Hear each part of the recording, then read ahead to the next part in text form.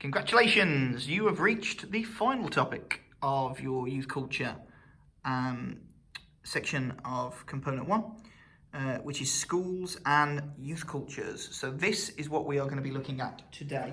Again, another short booklet, another topic kind of question. Unlikely, I think, that this kind of question will come up in the form of a 35 marker.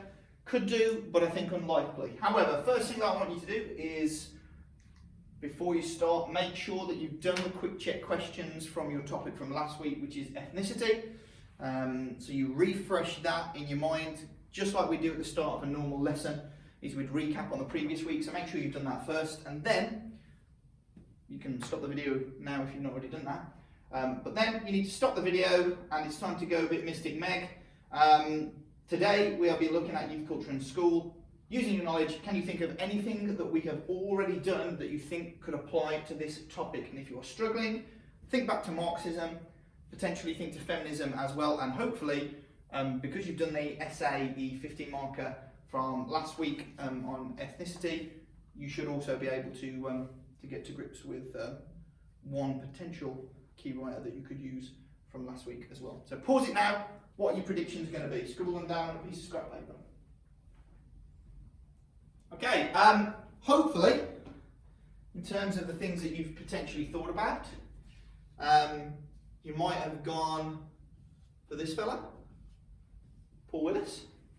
You might have looked at this lady, Dr. Carolyn Jackson, and you might have thought of this guy, Tony Sewell.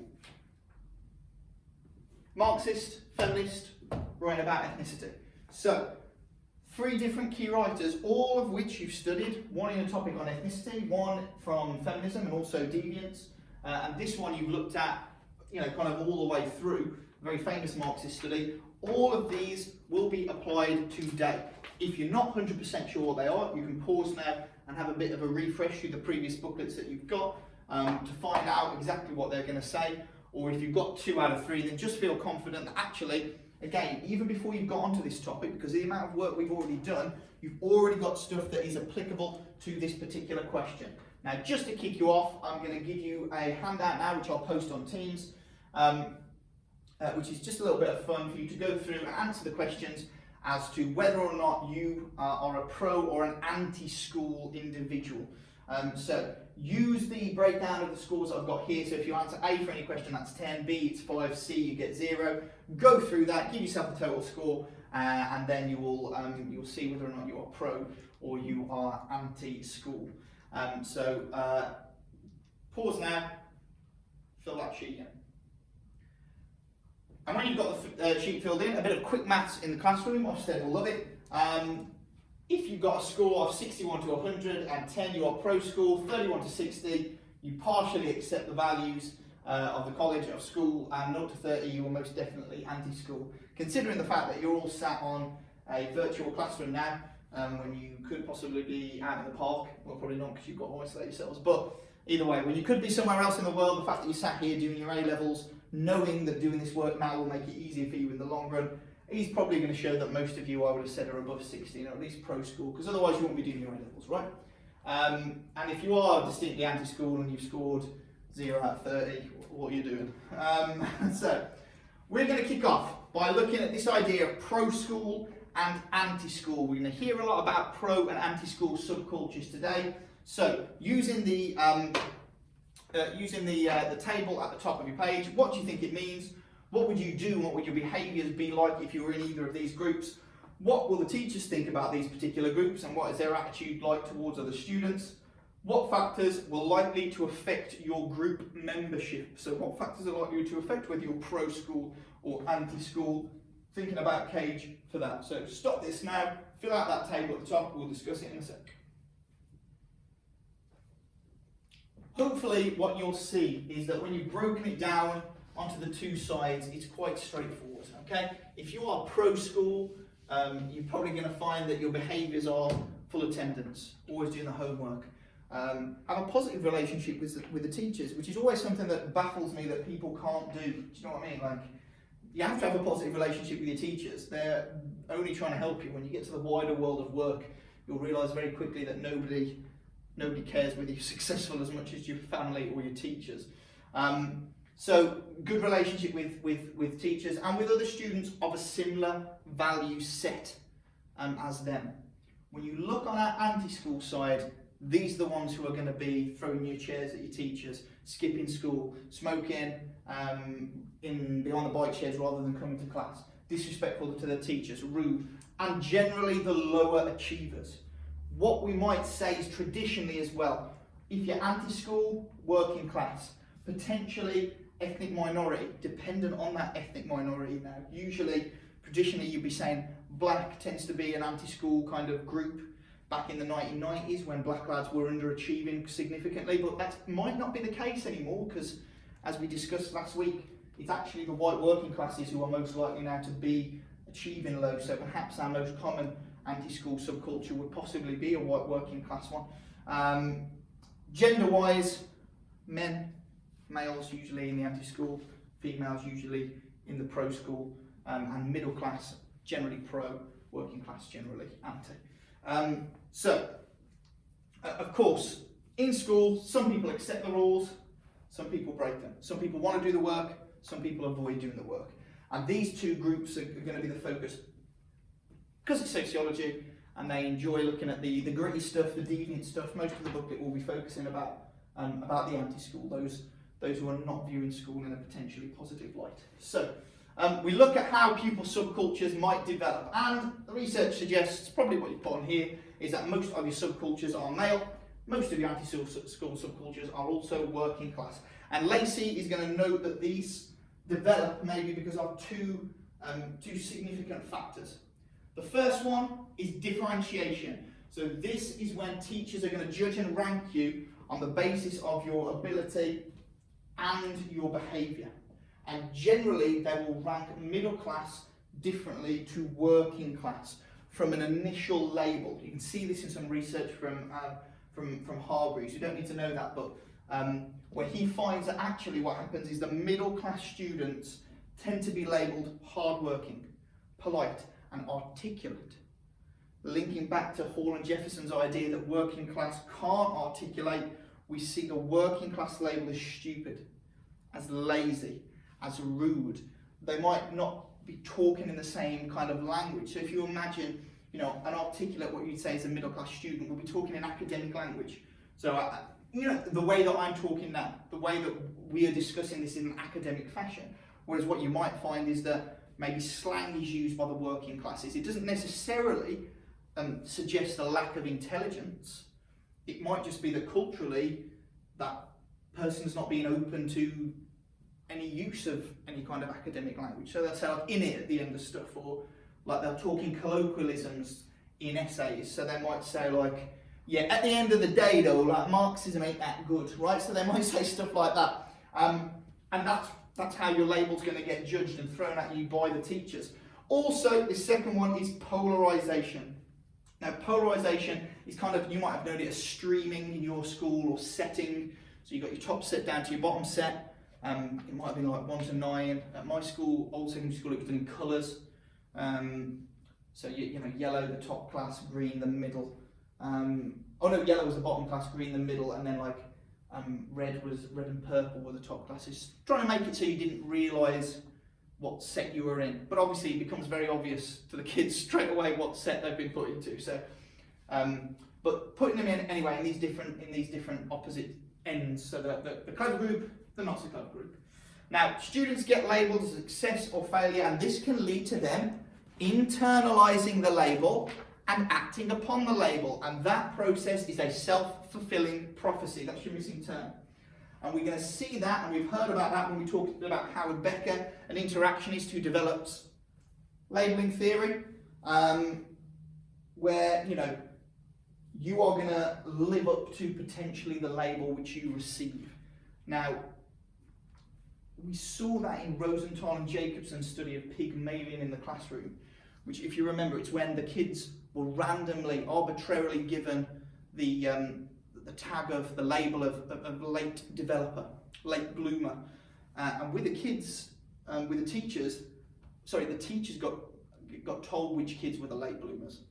And then the teacher's interactions with the kids, the labels that the teacher gave to the kids, the students themselves started to internalise. So, you know, you've got a D, you've got a D, you've got C, you've got C, and then little Charlie, you've got a D, but you're not a D grade student, you know, you should be working better than this. You know, let's have a look how we can improve that. And then targeting Charlie for the questions in class. Come on, Charlie, you should be able to do this. Charlie then starts to think of himself as the smart kid in class, and he acts up and he internalises that label, he plays it out, and actually in Rosenthal and Jacobson's study, Pygmalion in the classroom, it does show that those students who are labelled started to achieve better academically, went up by I think 12 points compared to those who did not receive this label of late bloomer. However, there is always a problem with labelling. First thing is your labelling process always starts with an act, never explains why that act starts in the first place. But the second big thing about labelling is some of you are going to be sitting there and you will have been labelled the naughty kid or the disruptive kid or the thick kid. You don't always have to live up to those labels. You can choose to kind of reject the label and prove the person wrong who's given you that label. It doesn't account for why that is the case. In Becker's labelling theory, once you've got the label, you are going to act up to the label that you are given. So it doesn't explain why some people will reject the label. Make sure you've completed the notes on that page. You can use the PowerPoint to do so and what we've just talked about. So that page 1 is finished, and when you are done with page 1, flip over onto page number 2. So, anti-school subcultures, mainly male, mainly working class. Why would you join an anti-school subculture? Well, potentially to gain some status. Gaining a bit of status, remember, that could link into Albert Cohen's idea of status frustration. Do you remember from a functionist perspective why the lads were deviant? Because they needed to gain the status that they'd lost in school because they weren't smart enough to compete. Mutual support, sense of belonging from the subculture. And generally what we see is these anti-school subcultures are in the bottom sets. Comes to polarisation, the anti-school subcultures are in the bottom sets, the pro-school are in the top sets. Makes sense, right? It's intuitive. And potentially this could be because they can't quite meet the values of the school, so they have to change the values to make their own delinquent values.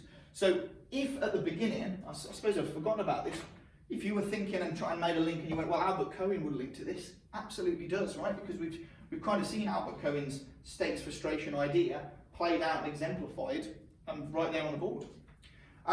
I think most commonly though, most of you will go on with Willis and his study of learning to labour. So what I would like you to do now is read through page 2, familiarise yourself with Paul Willis's learning to labour. There are some gap fills in there about the number of students who are in his group that he studies, which hopefully you'll be able to know. And the second one, which is a gap fill, remember, Paul Willis is a Marxist. So what do our Marxists say the cause for anything is? It's going to be that, right? So what are the missing words? And then at the bottom, there are 3 evaluation points that will require you to complete. So can you get those done? Any problems? Ask or post online now. There might be 3 or 4 of you who are struggling with the second evaluation point, which is they tend to romanticise male working class subcultures. What does this mean? Post it on there and then you can share your information. Double check that you know how many boys were involved and what you think the one missing word is that Paul Willis said that there's a reason that they rebel against the school system. They are doing what, which our Marxists always say is the reason for everything. Once you're done on that, move yourself onto page number 3. Because on page number 3, we've got this fella, Martin Mac and Gale. Remember, Mac and Gale is one human being. He is one man, he is not 2 people. Martin Mac and Gale. So we are going to look at Martin Mac and Gale as well as looking at the crisis of masculinity, which we'll remind ourselves about in just a second. He also studies subcultures in school. And in order to recognise which subcultures Mac and Gale is looking at, we are going to link it to our lovely in-betweeners on the board. So you might remember some of these. There's Will, Simon, Jay, Neil. Oh, I can't remember the guy in the middle's name. He's the bully. Anyway, right, that's Donovan. It's on the board. What am I doing? Right, so Donovan. If you've never seen the in-betweeners before, little clip at the bottom there.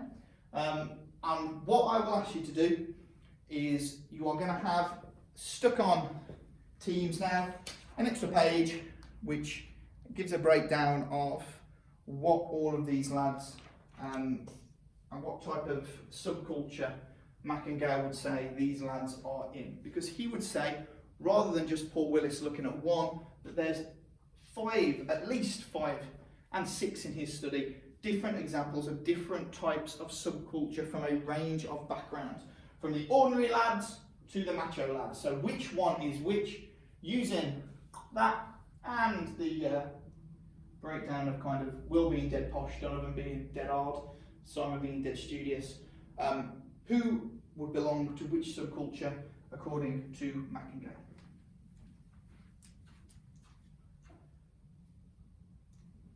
So, hopefully you put them into some kind of order. Obviously, ordinary lads, kind of indifferent attitude towards education, but they are not rebellious. Ordinary lads, I chose Neil for that because he's a bit of a deadhead. He's just like slap bang in the middle, not really asked about anything. Academic achiever, these are from mostly skilled manual working class backgrounds. So as soon as it says manual working class backgrounds, you know it can't be Will, because obviously being a briefcase, whatever he is, he's dead middle class and really posh. So he is not an academic achiever. Simon is the academic achiever because he's really, really studious, but he is from a working class background. The new enterprises. Now, enterprise is all about business, and you know that Jay is real business minded. I'm sure he's probably owned about 40 businesses in his time, or at least that's what he's told the lads that he's got. The real Englishmen. These are the posh middle class lads, confident, stylish, walking around with a briefcase and a blazer on. And then the group that potentially we are most interested in is Donovan's group of the macho lads. So rejecting the typical school values, they act tough, they have a laugh, and Mac and Gale is going to blame, unsurprisingly, the crisis of masculinity for their emergence. He also finds that there are other groups in school, so there were like the gay students, and they form their own subculture as well. So what we can glean from Mac and Gale's kind of assessment and his research is that actually there are lots of different types of subcultures that you'll find in school, which are kind of where the identity of the person will kind of dictate which school subculture they will join. But most importantly, he's going to be focusing on the macho lads. So jump ahead here. So I don't want you to go onto page 4. I want you to quickly jump ahead, hopefully onto page 6 in your handout. And I'll just check that yours is exactly the same as mine. Page 6 on your handout, it says, why do boys underachieve? And as it's Martin Mac and Gale, he's of course going to blame the crisis of masculinity. Yeah, it is page 6 on mine. So, the crisis of masculinity. If you want, go back now to your previous book, or I would like you to try and draw out a flow diagram that we did explaining the crisis of masculinity. So where it starts off with in the 1950s and how it gets to the point where lads don't know what their identity is anymore. All of this will be in your handbook, in particular your masculinity handbook, because that will link to the second paragraph on here, which is going to be hopefully remembering the work of Bob Connell. So get your flow diagram, scrap piece of paper, just draw it out now. Once you've done that, a little bit of revision of Martin Mac and Gale's crisis of masculinity, you'll see underneath that section on page number 6, it says, this links to Connell's idea of hegemonic masculinity, this dominant masculinity. As boys are under pressure to be macho, they lack a male role model since there are more female teachers, and some boys are rejecting feminised education in order to protect their masculinity. Back to this idea of hegemony as well. We've got hegemonic masculinity. What it means, the idea of what it means to be a man is to be tough, is to be controlling, is to be emotion free. This is potentially what the macho lads in Mac and Gale's study, Donovan, are doing, because they don't know what it is to be a man anymore. There's no jobs down the factory, all of those are closed, there's no job down the mines, all of those are gone. And they don't want to behave like females, because the school is a feminine place where you've got to work and type and talk, and that's not what a macho, tough man should be doing. Now, once you've got that filled out, you will then need to go back a couple of pages, and you're going to see a little bit of exam practice. Now, I said I think it'd be very unlikely that they give you this question in the exam. Evaluate the view that that school subcultures are mainly a class-based issue. So basically what it's saying, evaluate the view that school subcultures are from one class, or form just on the basis of class. That's what the question's kind of asking. So evaluate the view that school subcultures are mainly a class-based issue. Are they forming just because of class? And what I would like you to do is write a paragraph on that from the perspective of Paul Willis and learning to labour. This is for a 35-mark bit of practice. You're not writing this essay, okay, because you've done a lot of essays the last couple of weeks. You're not writing this one out, but you've got to practice that 35-mark essay. So what I'm going to say is, for this one, you've not got your introduction's done, you've done your first paragraph on whatever it is you've done, or this could be especially your first paragraph. You're not going to finish anything. It's only going to be page, just about that, maybe a bit less, maybe a bit more. You're just going to pick this up as if you are writing just a paragraph within this essay. So obviously we need to make sure we hit all of our assessment objectives. AO1, knowledge, AO2, application, AO3, evaluation. And all of those should be embedded in each paragraph as you go. In a 35-mark essay, you're not going to have a paragraph that just applies to the question, just gives knowledge. You need to have some evaluation in there, and that evaluation will come from judgments as well as evaluation points that you have ordinarily put at the back of each of the booklets, or as you've already seen with Willis's, it's already in that section.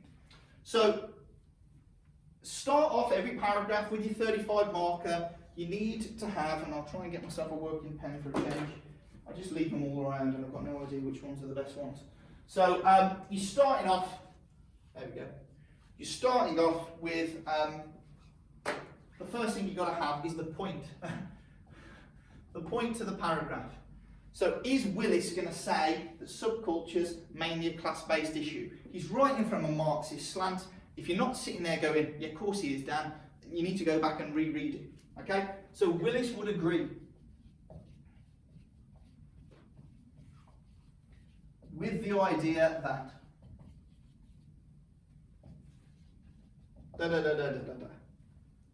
school subcultures form due to working class. Okay? The reason he would say this is because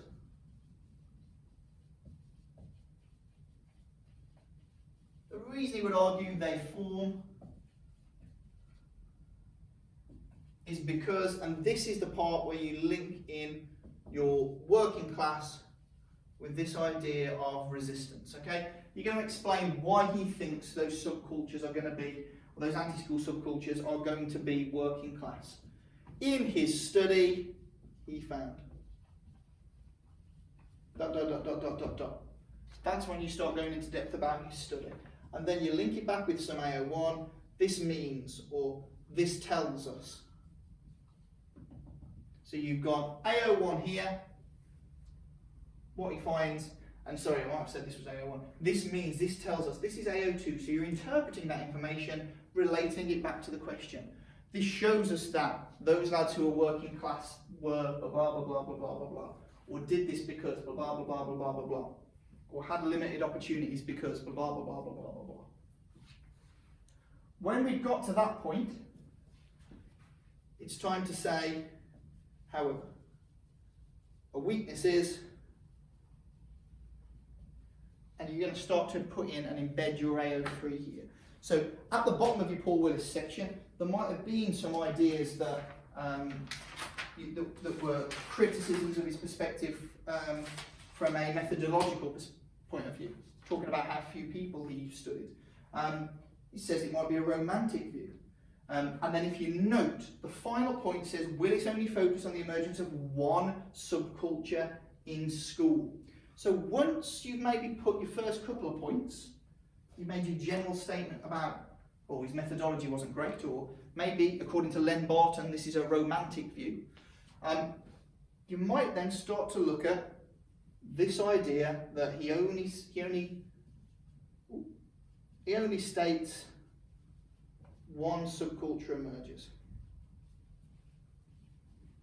Now, who is going to be criticising that? Martin, Mac, and Gale. Okay? So at the bottom of this paragraph, at the base of this paragraph, you are then going to start to lead in to your next paragraph, which you're not going to do on Martin, Mac and Gale. So you're finishing your paragraph on Willis, leading into Martin, Mac and Gale. And obviously Martin, Mac and Gale will disagree with the idea that there is just one subculture at school. You've just seen 6 of them that he's identified. So you're not going to go into any depth about Martin, Mac and Gale because that's the next paragraph. And you're not writing that, and I'm not asking you to.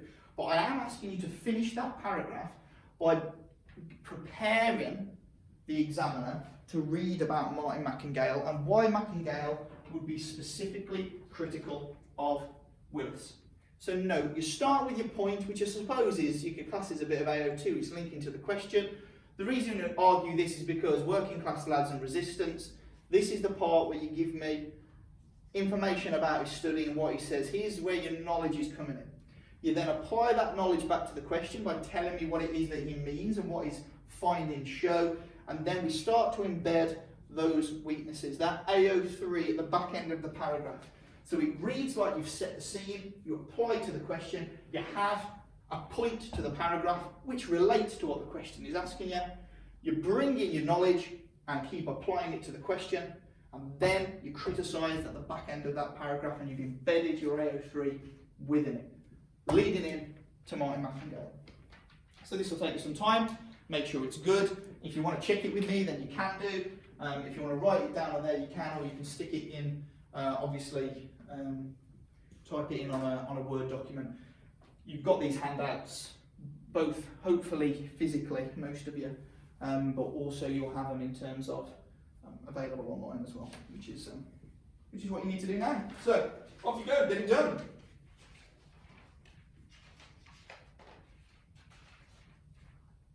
Right, once you've got your exam practice done, you should be back on page number 6, and we are going to finish up this booklet. The next section we are looking at, because we've just looked at class, in particular focusing on Willis, and then we've looked at potentially a mixture of other subcultures, which are based partly on class, with the real Englishmen, I suppose, and the macho lads, but also even there on the basis of sexuality with the gay students that Mac and Gale looks at.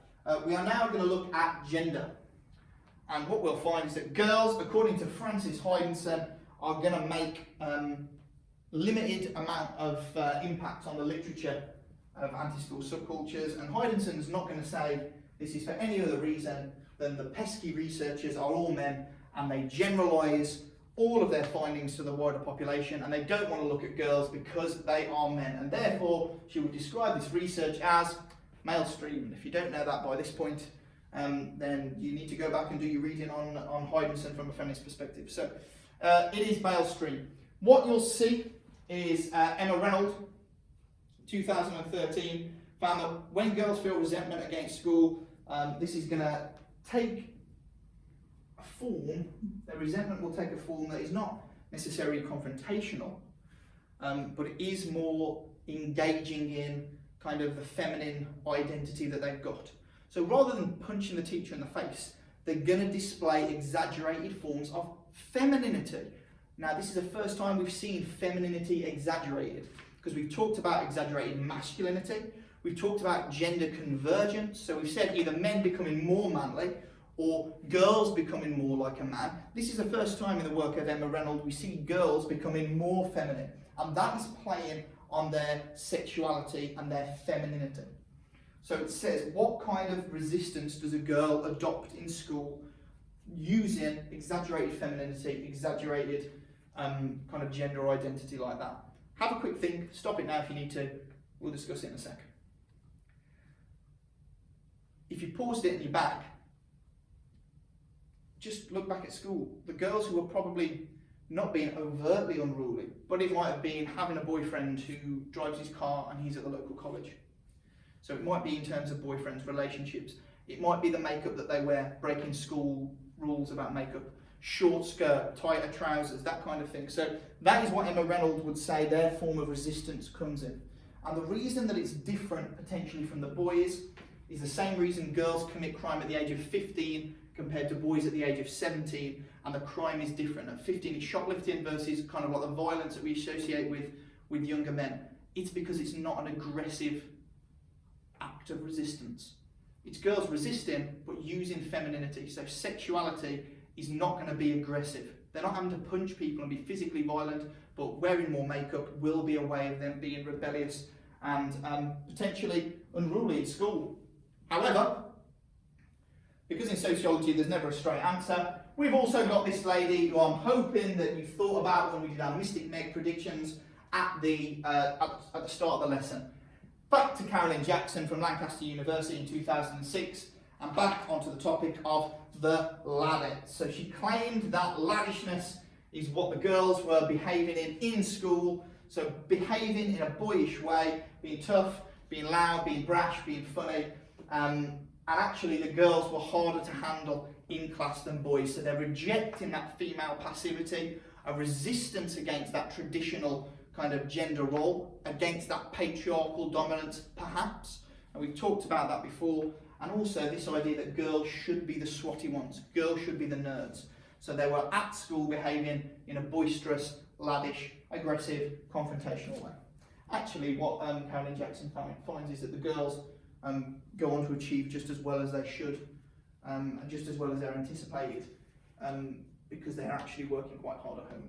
But they're still displaying this laddish quality in school. And that is gender and school complete. Right, we move on to ethnicity. 2 studies for ethnicity, and then we are done. Gilbourne study of the City Road Comprehensive. So obviously as I'm working through this, notes will need to be taken on this in your book. As you can see, there's some big old gaps. So what Gilbourne study shows is that there are stereotypes which teachers operate on in school. And they stereotype black pupils in a certain way, and they stereotype Asian pupils in another way. So in a sense, the teachers become ethnocentric because they want people to adhere specifically to their own cultural expectations of the education system, which we can maybe see in the Asian pupils who are hard-working with lots of support, but we don't see that in our black students. And those black pupils using street language, gang culture, that is the label that they are given by the teachers. That is a stereotype that the teachers have of these different ethnicities, which will of course lead to the school teachers and the students acting out against these negative stereotypes which they have. Get your notes done for that, please. It'll be on the PowerPoint if you can't clearly see it on the board. Final one on page number 8. Back to Tony Sewell. Last week we looked at ethnicity, and hopefully you remember that Tony Sewell does a study on why black boys form anti-school subcultures, and the basis of that was racism, and this is just a little bit more in depth into that study. It is the response of these black students to the racism that they face in the school. Township school in London when Sewell goes there, even though it's a middle class area, but the black lads are kind of bussed in from the outskirts and the working class areas. They're bussed into this school, and the teachers treat them in a very negative way. And what he finds is that they all didn't react the same way, but because some become conformists, right, taking education seriously, but then 35% of them outwardly conform but don't enjoy going to school, with 6% of them really isolating themselves as the retreatists, okay? So really rejecting school, not causing any trouble, but maybe distancing themselves from their peers and from the school teachers, not wanting to take part. And the part in red is a really important one, the rebels, which is almost 20%, is what he says of the black boys who went there, saw gangsters, which is what he means when he says yardies, as their role models. It was what they wanted to do when they left school, to go and be a gangster, not to go and be educated and conform. They didn't want that. And the reason that he says they didn't want that is because of how the teachers interacted with them. So Sewell argues the fundamental case of alienation from school lies outside the system, and the boys built up a subculture based on being black and macho and their need for respect, which provided them with a strong alternative identity. Very famously, Sewell says that for these black lads, being in trouble became a badge of honour. Failure became a badge of honour. Being disrespectful to the teachers became a badge of honour. So the more that they could do wrong, right, the more respect they got from their peers. So the more their bad behaviour was justified, because failure, disrespect, you know, giving 2 fingers back to the system was the badge of honour for these kids. Okay, can you get that just copied down, please? Make sure your notes are complete.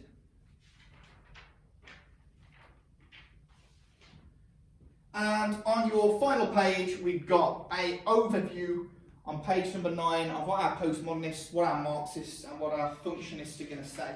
Now, potentially, I think that this would be useful in a 35-mark question, but I think it's very unlikely that that will be the one that you answer. So what I'm going to ask you to do is pause it here, look through page 9. If you've got any issues or any problems with that, then let me know. So read through, answer the questions that are available there. You'll notice that there's some revision of section A, component 1, when we're talking about a process in school, which will socialise you. I'm hoping you know which one I'm talking about.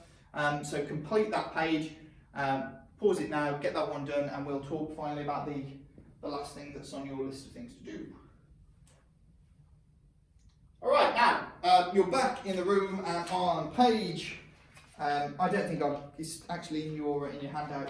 What you'll have is a separate document that looks something like this, that is clearly going to be another 15 marker.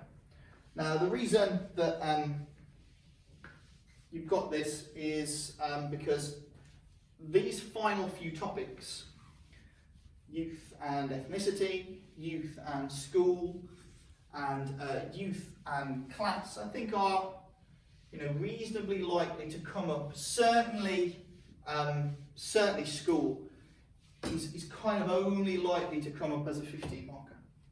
And the reason for that is because it's quite a small part of the overall, because it's quite a small part of the spec.